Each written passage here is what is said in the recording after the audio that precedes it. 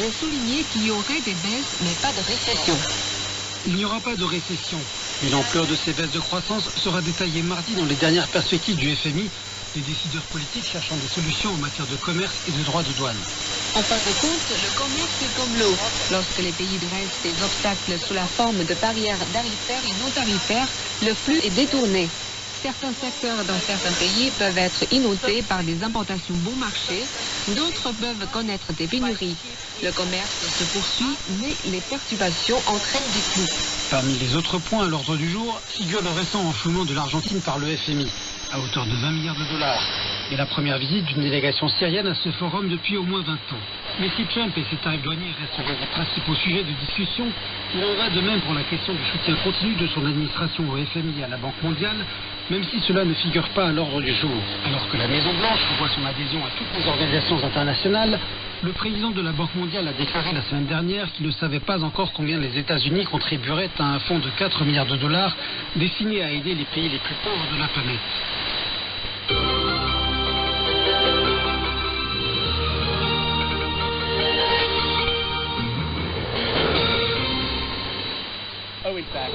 Les États-Unis ont annoncé leur intention d'imposer des droits de douane allant jusqu'à plus de 3500% sur les panneaux solaires en provenance d'Asie du Sud-Est.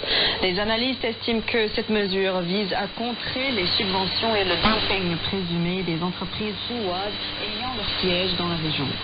Cette décision fait suite à l'ouverture d'une enquête par plusieurs fabricants américains de panneaux solaires l'année dernière. Les taxes imposées aux entreprises du Cambodge, de Thaïlande, de Malaisie et du Vietnam devront être ratifiées par la Commission américaine du commerce international en juin. L'ambassadeur de Chine aux États-Unis, Xie Feng, a déclaré que la Chine s'opposait fermement à une guerre douanière ou à une guerre commerciale sous quelque forme que ce soit. La mondialisation, la connectivité et les avantages complémentaires ont été les fondements de la prospérité mondiale au cours des dernières décennies, et la voie que les pays doivent emprunter pour réaliser un développement commun durable. Se servir de l'interdépendance comme d'une arme ne fera que provoquer l'auto-isolement et aurait un effet contre-productif.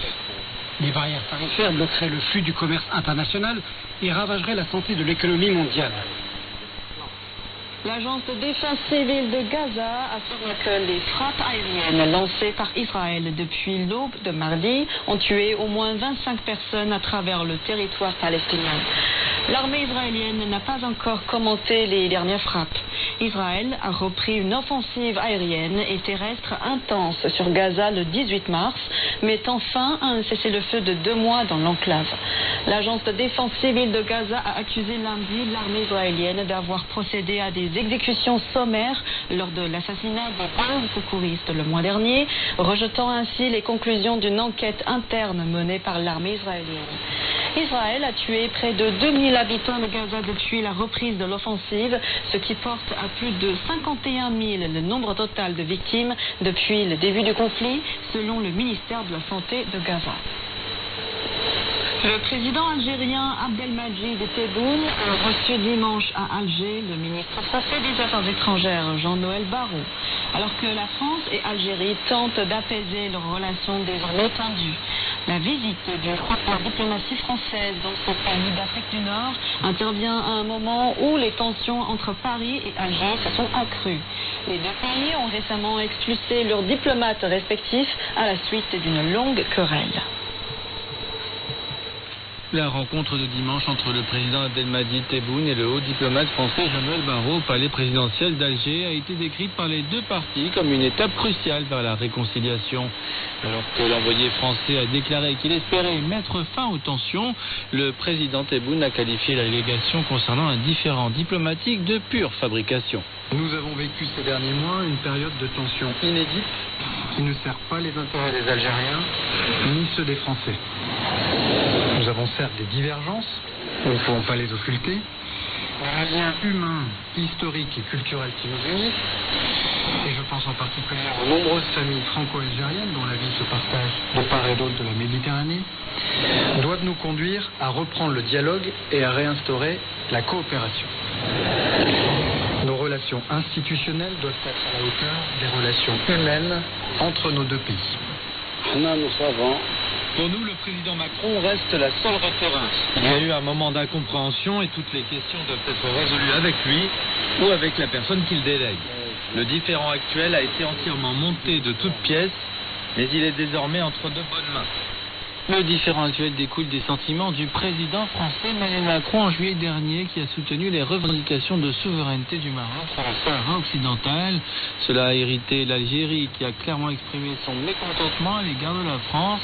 Les tensions entre les deux pays se sont depuis lors intensifiées. Ces derniers jours, l'Algérie a annoncé l'expulsion de diplomates français du pays après que la France a inculpé 3 Algériens dont un fonctionnaire consulaire.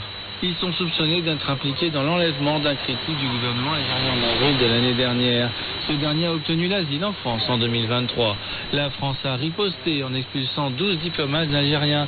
Alors que les officiels de haut niveau se sont rencontrés pour se rassurer, les analystes ont averti que la cause profonde des tensions, qui remonte à la période coloniale, devait être abordée.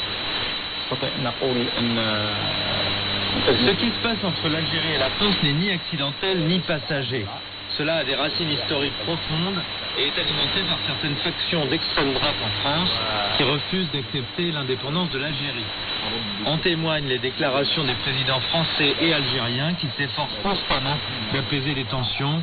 Et malgré ces efforts, les relations franco-algériennes retombent souvent dans la tension et l'escalade.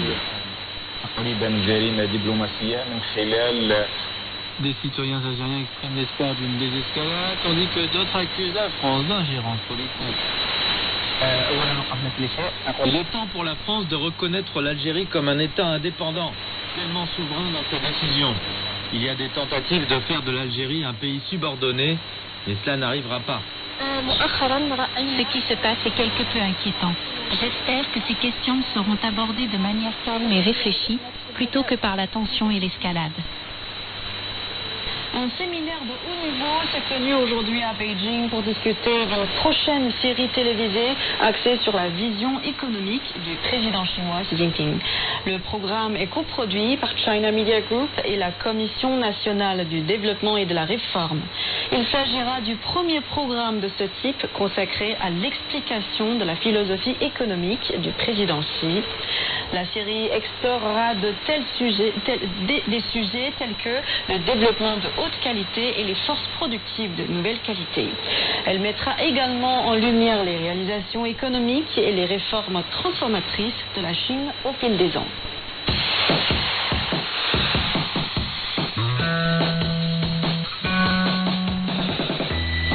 CGTN Radio sur Internet. 2 adresses. radio.cgtn.com et français.cgtn.com. CGTN Radio, la radio qui fait entendre la différence.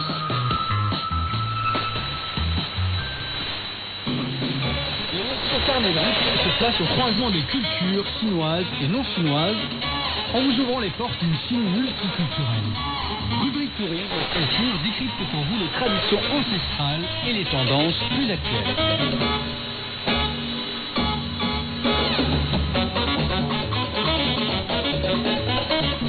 Bonjour à tous et bienvenue à l'écoute de notre émission Carnet de route. Et bonjour Rocco. Bonjour Mano. Comme d'habitude, dans la première partie de notre émission, on part en voyage. Et Rocco, et aujourd'hui, où est-ce que tu comptes nous emmener en tournée? Ah, eh bien, Mano, aujourd'hui, on va visiter une ville très importante, la ville de Wuhan. La ville de Wuhan, Oui, oui. C'est Wuhan, le chef-lieu de la province Hubei. Oui, c'est vrai que c'est plus de 10 millions d'habitants. Wuhan combine un riche passé historique et une effervescence économique moderne. C'est une ville très dynamique, Mano, avec de nombreux sites touristiques qui captivent la curiosité des visiteurs. Tout ce que je sais sur cette ville, c'est qu'elle est surnommée les 3 villes jumelles. Cette métropole est formée des centres urbains de Wuchang, Hankou et Heilong, 3 parties situées au confluent du fleuve Yangtze et de sa plus grande rivière tributaire, le Han, la rivière Han. Très bien, Mano, tu viens d'énumérer 3 sites urbains. Eh bien, commençons par Wuchang, sur la rive sud du fleuve Tangyang. Wuchang traverse une longue histoire remontant à plus de 3000 ans. Déjà, siècle avant Jésus-Christ, la région était une cité importante durant la période des royaumes romains. Wuchang est par la suite devenue la capitale du royaume des Wu orientales sous cette période.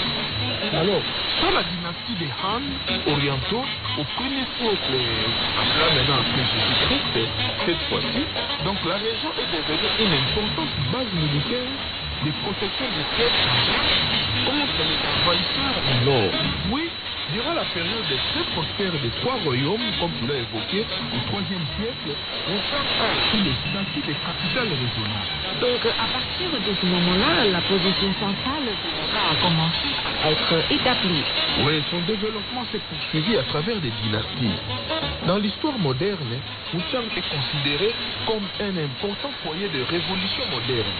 Aujourd'hui, la ville regorge des sites commémoratifs de cette riche histoire, comme le musée de la Révolution, qui abrite d'intéressantes exhibitions sur l'histoire moderne et contemporaine de Wuchang. Le fait que Wuchang est une escale incontournable lors de toute la visite à Wuchang. Oui. Et Rocco, est-ce que d'aller sur quelques sites touristiques à découvrir à Wuchang? Oui, bien sûr, Manon. Comme par exemple la tour de la grue jaune. C'est une célèbre tour emblématique de Wuhan, située au sommet de la colline au sein mont des serpents. La tour de la grue surplombe le fleuve Changjiang à Wuchang. Elle a été reconstruite à plusieurs reprises depuis le IIIe siècle. Ce pavillon à 9 étages offre une fabuleuse vue sur la ville. Et avec les lacs de l'Est et la bande du fleuve Changjiang, cette tour forme les trois merveilles de Wuchang. Et ce pavillon est très connu comme dans l'Antiquité, beaucoup de poètes ont pour sujet la grue jaune, le thème de leur poème. Et puis, il y a encore la musique provinciale du Roubaix. Je crois que tu as oublié, Rocco. Vous avez visité ce musée, c'est impressionnant. Non, je n'ai pas oublié, tu m'as repris la parole. En quelques mots, je dirais que le musée provincial du Roubaix est situé dans le district de Wuchang et abrite une impressionnante collection d'artefacts représentant l'histoire et la culture de la forêt. Les pièces exposées datent de la dynastie Zhou de l'Ouest jusqu'à la dynastie Qing. Et si par chance vous vous retrouvez dans ce musée, ne manquez pas de jeter un regard dans la salle abritant les célèbres cloches de bronze datant de plus de 2000 ans. Les célèbres cloches de bronze, c'est très connu, mais aujourd'hui, ça peut sonner d'un bel épisode. Et puis, il y a aussi le lac de l'Est. Le lac de l'Est, on le trouve dans la partie est de Wuchang. C'est un lac urbain créé artificiellement, mais aussi un lieu de détente très prisé par des habitants de Wuhan. Avec ses 40 km², le Tangkou est le plus grand lac de centre-ville en Chine. Est également un centre culturel important dans la zone urbaine de Wuhan, autour de laquelle se concentrent 26 établissements d'enseignement supérieur, tels que l'Université de Wuhan, l'Université de technologie de Huazhong et l'Université géologique de Chine. Et ensuite, quel site touristique tu vas nous présenter au cours? La rivière. Alors, pour vous imprégner de l'atmosphère authentique du vieux Wuchang, je dirais maintenant dans cette belle artère piétonne animée entre boutiques traditionnelles, cafés et restaurants. Ah, je pense que là, on peut également goûter à la cuisine de rue de Wuhan. Comme il y a des cafés, restaurants, ça doit être un bon endroit pour se reposer.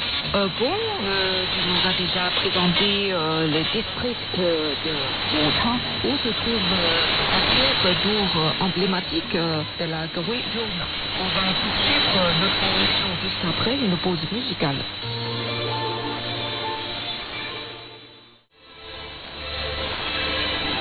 Vous écoutez Carnet de route. Aujourd'hui, notre destination, c'est la ville de Wuhan, chef-lieu de la province du Hubei.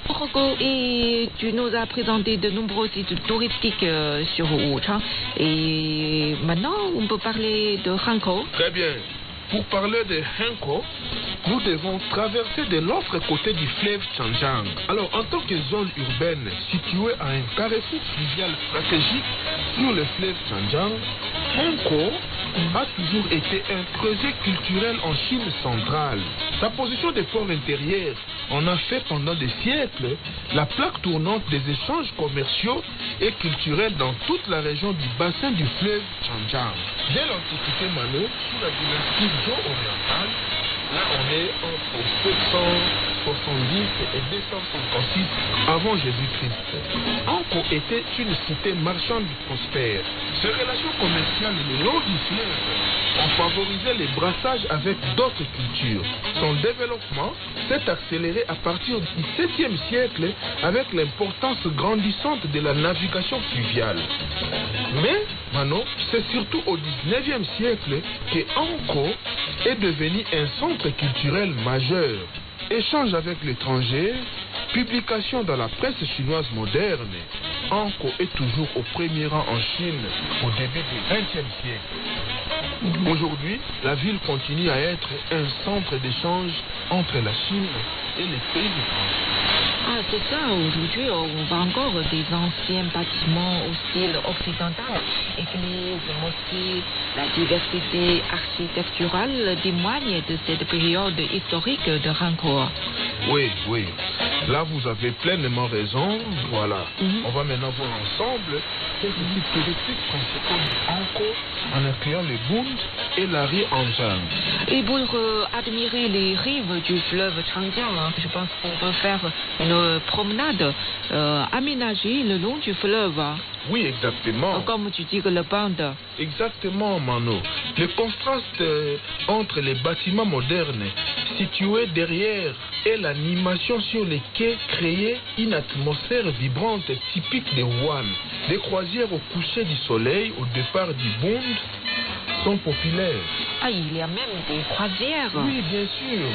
Surtout au coucher du soleil, tu auras des scènes spectaculaires. Après, nous irons à la rue. Ah, dans les années 80 et 90, beaucoup de commerçants se sont rassemblés dans cette rue. Oui, alors c'est un peu comme la Champs-Élysées de Wuhan. Voilà, c'est une rue piétonne où la population se rue pour passer des moments de détente très paisibles. Voilà, donc c'est une artère bordée d'imposants immeubles construits au début du XXe siècle. Beaucoup des architectures chinoises et européennes se mélangent. Ah, les deux se mélangent. Alors, une petite escapade le long des Anjiang Street permet d'admirer ces vestiges du passé concessionnaire des Hankou. C'est vrai, la rue Hanjiang, avec ses architectures, sa culture, son histoire, c'est déjà gravé dans la mémoire des habitants de plusieurs générations. Et Rocco, il ne faut pas oublier la rue Jianghan non plus, avec ses nombreux grands magasins apparus dans beaucoup de films. Oui, c'est incontournable pour toute belle expérience de shopping à Wuhan. Cette affaire très animée s'étend sur plusieurs kilomètres avec ses innombrables centres commerciaux, boutiques en tout genre et échoppes traditionnelles. Toutes les marques que tu connais, tu les trouveras ici. Oui, tu trouveras toutes les grandes marques du monde s'y retrouvent. Donc, il n'y a pas de souci, il suffit seulement d'avoir une poche bien garnie. Oui, c'est ça. Pour quelques billets de banque. Oui, c'est vrai. Bon, jusque-là, Rocco, tu nous as présenté le district de Hankou. Maintenant, on passe au district de Hanyang, juste après une pause musicale.